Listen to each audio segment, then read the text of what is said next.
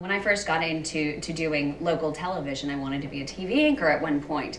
And every time I would go into the news meetings, we would sit there and everyone would have the printouts from that day's newspaper in there, and they would say, here, do this story, interview these people. And they even had the yellow highlighter, highlighting the people that have already been interviewed the day before by the newspaper, as if that would dictate what the day's news is. And I always have said that newspapers have truly missed the boat, and they're even today behind the times. They could almost put TV out of the business if they would have slideshows and multimedia content and have depth to their stories and create the videos themselves to go along with those print stories.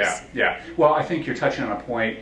Newspapers were decimated by the web, and even today the question of the viability of print in newspapers is a much different question than the viability of print in magazines. For all kinds of, advertising. If you just look at the basic newspaper model, which is my daily news, I can pick all that news up, whether it's a flipboard, whether it's the web, whether it's multiple sources. I don't need to wait to see my San Francisco Chronicle tomorrow morning to pick up the news on an oil spill.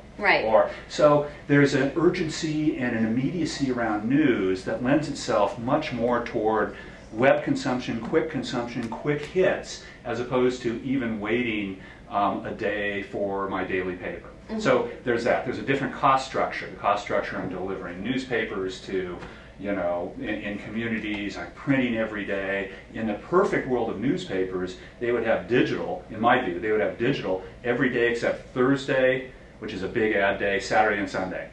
And you would cut all the distribution costs out from the other days and you would go digital. Now, some exceptions, New York Times. Obviously they're doing well with their paywall. It's just so authoritative. I'll read the New York Times no matter what. But regional newspapers, very, very tough. And a number of our owners, Hearst, Advance, Condé Nast, they have significant newspapers. News Corp, obviously. So, but when I think of it, the newspaper issue is qualitatively and quantitatively a different issue from magazines, monthly or even weekly magazines. They're slightly different animals. So I have a question. In terms of local community newspapers, which, as you said, a variety of those owners, do own some community newspapers. As fewer people read those local newspapers and are more, consumed with, places like, Huffington Post and more of these national. Any of these aggregators, right? Do you believe that they're being less engaged with their communities, and that ultimately, my view is that local governments could be, and now we're getting a grander topic here, could become more corrupt as fewer people pay attention to what's going on in their local communities as they're not reading that local daily paper.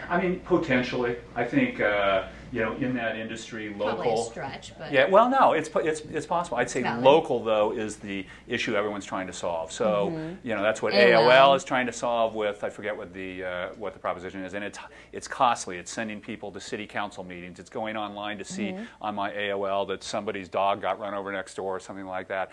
The cost models, I think that content is highly valuable, but the cost models for delivering it aren't there yet. So could there be more corruption? Could there be people that become less interested in their local events?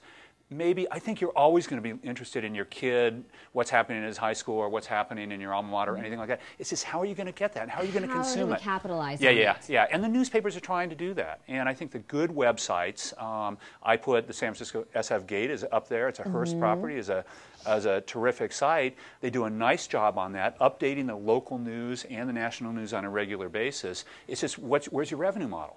Okay, am I going to make the revenue off of advertising? Will I get people to actually pay for my SF Chronicle app? It's just a tougher question, I'd say, for the non-marquee names like the Wall Street Journal or the New York Times. So, And I think they have to be a little more progressive, and they have to take probably bigger risks than some of the other guys. They do. Bigger guys. They do.